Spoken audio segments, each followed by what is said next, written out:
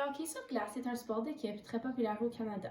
Il se joue habituellement dans une aréna intérieure où deux équipes vont se rencontrer avec le but de compter plus de buts que leur adversaire. Le hockey est une activité de loisir sportif ainsi qu'une activité de loisir culturel parce que certains aiment jouer au hockey, le sport, et d'autres aiment aller regarder des games de hockey soit dans un stade ou regarder à la télévision. L'objectif du hockey est de marquer des buts en envoyant la rondelle à l'intérieur du but adverse. Le but du jeu est d'avoir plus de buts que l'équipe adversaire lorsque la joute est terminée. Donc maintenant, je vais parler de l'origine et de l'historique du hockey. Donc le hockey est originaire du Canada et s'est développé à la fin du 19e siècle. Le hockey est un sport qui est très collectif et qui peut quand même être dangereux. C'est un sport aussi qui est très rapide. Il y a la preuve de l'existence du hockey dans une époque qui est plus ancienne. Donc, il y a preuve qu'il y avait le hockey en Égypte il y a 4000 ans. Il y a preuve du hockey vers 1000 ans avant Jésus-Christ en Éthiopie et d'autres preuves de hockey dans un ancien moment dans notre histoire. Donc, le hockey sur glace était officiellement joué à Montréal en 1875. En Angleterre, il y avait la joute avec les patins pour la première fois et c'est là qu'il y avait quelques règles qui ont été établies. Cependant, dans les années 1900, c'est vraiment où que les propres règles du Canada se sont mis en place. L'équipe de hockey se compose de un ou de deux gardiens de but, des défenseurs et des attaquants. Les joueurs attaquants sont divisés à la sorte. Il y a un allié droit, un allié gauche et un centre. Et pour les défenseurs, il y a un défenseur gauche et un défenseur droit. Donc maintenant, je vais parler de l'équipement nécessaire pour jouer le hockey. Donc, premièrement, on a besoin d'un bâton. La longueur du bâton dépend vraiment sur la grandeur du joueur. Un autre élément nécessaire, c'est les patins. Troisièmement, on a besoin de les protège-tibias, les épaulettes et les coudières. Ça, c'est important pour la protection du joueur et pour éviter de se faire mal durant un sport qui est assez contact, qui peut être comme le hockey. Donc, également, il y a d'autres équipements pour la sécurité, donc les casques et les supports athlétiques avec bonnet, les casques et les masques et les gants et les protège-dents. Donc, le casque est nécessaire pour protéger la tête du contact et aussi pour le sport athlétique avec coupe protège la zone de ligne. Les masques sont traditionnellement fabriqués avec des barres métalliques pour protéger les visages et les yeux. Ils peuvent également constituer d'un demi-masque ou un masque complet fait en plastique transparent. Des gants sont nécessaires pour protéger les mains, les doigts, les poignets, les bras. D'autres éléments de l'équipement qui sont importants aussi, c'est les chandails et aussi les chaussettes. Donc, le chandail permet de vraiment maintenir tout l'équipement en place et aussi peut aider à identifier l'équipe que joue le joueur. Et aussi, les chaussettes aussi, c'est important pour garder l'équipement en place et ça correspond avec le chandail que porte le joueur. Donc maintenant, je vais parler du profil sociodémographique de la population des joueurs du hockey. Donc, le hockey est un sport qui peut être vu aussi au niveau international. Donc, il y a preuve d'équipes au Canada ici, aussi aux États-Unis, en France, en Angleterre. Et c'est des sports qui sont des équipes professionnelles et aussi des équipes qui sont plus petites et plus locaux. Donc, le hockey ne doit pas nécessairement être pratiqué par des professionnels, mais c'est un jeu qui peut être pratiqué dans la rue avec des enfants en ligue mineure, des ligues majeures. Il est très inclusif et constitue une bonne forme d'exercice et de consolidation d'équipe. Il peut être joué par n'importe quel sexe, n'importe quel âge. Les filles sont aussi très motivées à jouer, autant que les garçons. Beaucoup de parents commencent à faire jouer leurs jeunes au hockey dès leur plus jeune âge, ce qui leur permet d'apprendre à mieux patiner et d'être en mesure dans un cadre social et d'acquérir des habitudes de travail en équipe. Donc, le profil sociodémographique, c'est très vague et c'est accepté à tout le monde et on peut voir des personnes très jeunes jouer, mais aussi des personnes qui sont assez vieux. Donc le démographique, c'est très vague, très, très vaste, très ouvert à tout le monde. Chaque sport constitue un ensemble de règlements qui assurent le fonctionnement adéquat du jeu. En ce qui trait au jeu de hockey, une multitude de protocoles ont permis à la création du sport. Premièrement, au niveau de la Ligue nationale, les parties sont divisées en 3 périodes de 20 minutes. Chaque équipe a comme but de rentrer la rondelle dans le filet de l'équipe adverse. L'équipe qui aura réussi à rentrer la rondelle le plus de fois remportera alors le match. De plus, il y a un arrêt de jeu lorsque l'arbitre siffle ou un but est compté.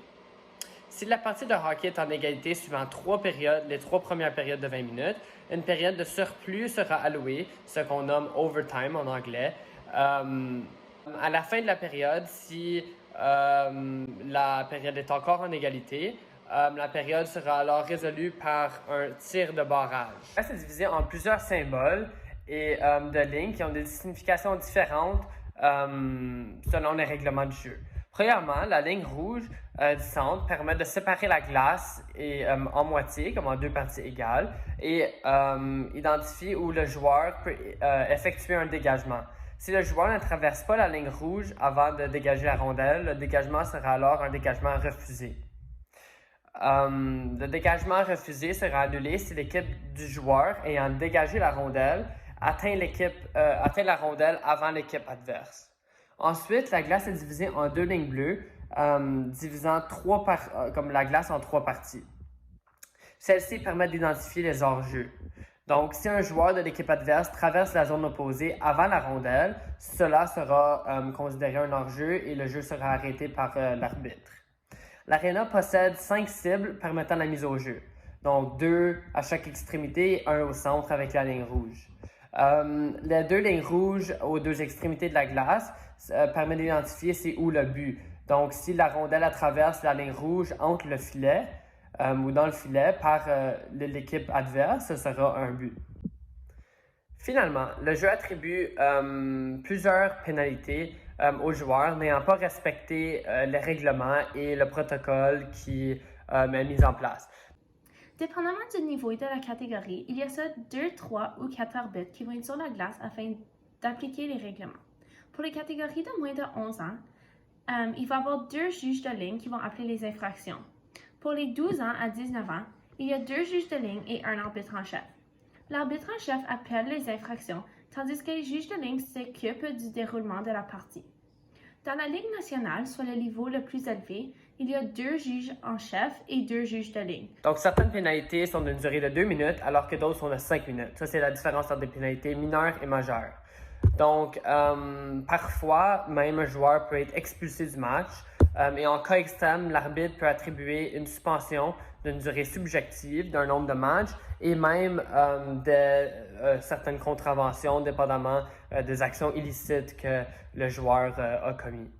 Donc, parmi les diverses pénalités, il y a 2 sous-catégories, comme j'ai mentionné. Il y a les pénalités mineures de 2 minutes et les pénalités majeures de 5 minutes. Donc, parmi les pénalités mineures, ils sont attribués lors d'un coup de bâton, un trébuchement, un assaut, un double échec, un donner du coude, un bâton élevé, retenir, accrocher, un inconduite et même une rudesse. Tandis que les pénalités majeures sont attribuées lors du contact à la tête, lors d'une méconduite, d'une blessure intentionnelle et d'un combat. Donc, alors les pénalités majeures sont habituellement combinées avec une méconduite et un retirement du match, sauf pour le combat. Le combat, le joueur n'est pas retiré du match, il a seulement une pénalité de 5 minutes dans la boîte. Or, les pénalités désavantagent l'équipe et sont établies pour maintenir un jeu sécuritaire et juste pour tous les joueurs et les ensembles d'équipe. Maintenant, je vais parler de ce que le hockey enseigne aux joueurs. Donc, le hockey possède des valeurs fondamentales et des missions qui sont importantes pour les joueurs du sport. Donc, la mission du hockey est d'offrir une occasion qui est équitable pour les joueurs et de participer dans une compétition qui est saine et qui est, encore une fois, sécuritaire. Il permet la pratique d'aptitudes sociales positives et un effort de collaboration. Ceci peut permettre de créer des bonnes relations avec les joueurs sur l'équipe. Le hockey favorise également le respect et non seulement des joueurs, mais aussi des spectateurs et des entraîneurs. Quel que soit l'âge, le sexe, la race, l'orientation sexuelle, le hockey est un sport assez inclusif et c'est aussi important, ça aide avec le bien-être personnel et physique. Certaines personnes prennent même le temps d'étudier le jeu pour vraiment comprendre les règlements et certains des enjeux qui peuvent être joués durant les matchs. Le travail d'équipe est aussi une des messages les plus importantes du hockey. Ce n'est pas uniquement cette raison que les aides sont comptabilisées, et les buts aussi, ce que les aides sont comptabilisées et que les buts ne sont pas seulement marqués. Et le sport comprend que chaque membre a un rôle important à jouer dans chaque partie. Ça aide la communication dans une équipe et ça démontre plusieurs valeurs qui sont utiles non seulement dans un sport, mais aussi qui doit être utilisé à chaque jour. Donc, en conclusion, le hockey de glace peut prendre différentes formes, soit un loisir sportif, récréatif, lucratif et même culturel. Donc, selon les catégories de jeu, ces formes peuvent s'interrelier. Par exemple, pour les partisans du jeu, comme moi, qui regardent chaque partie de leur match de leur équipe préférée religieusement à la maison, ce loisir est plutôt d'un type culturel. Toutefois, pour le joueur de la Ligue nationale, ce loisir est d'un type sportif et lucratif puisqu'il se fait payer et exerce un sport. Donc, pour la population qui joue de façon récréative, soit comme moi qui va sur la glace, une équipe ou d'un temps libre avec ses amis, ce loisir est d'un type récréatif et sportif, et moins culturel et moins lucratif. Donc, ainsi, ce sport prend forme différemment selon la catégorie du jeu. Par ailleurs, quoi qu'il puisse y avoir des variances selon les catégories, la compréhension commune de l'objectif du jeu par les joueurs de rentrer la rondelle et par les partisans, de rentrer la rondelle dans le but pour effectuer un but demeure primordiale. L'historique du jeu démontre l'importance du hockey sur la glace par les Canadiens, tant au niveau du sport, lucratif, récréatif que culturel. Le hockey est donc le sport hivernal du Canada, le sport national hivernal du Canada. Merci.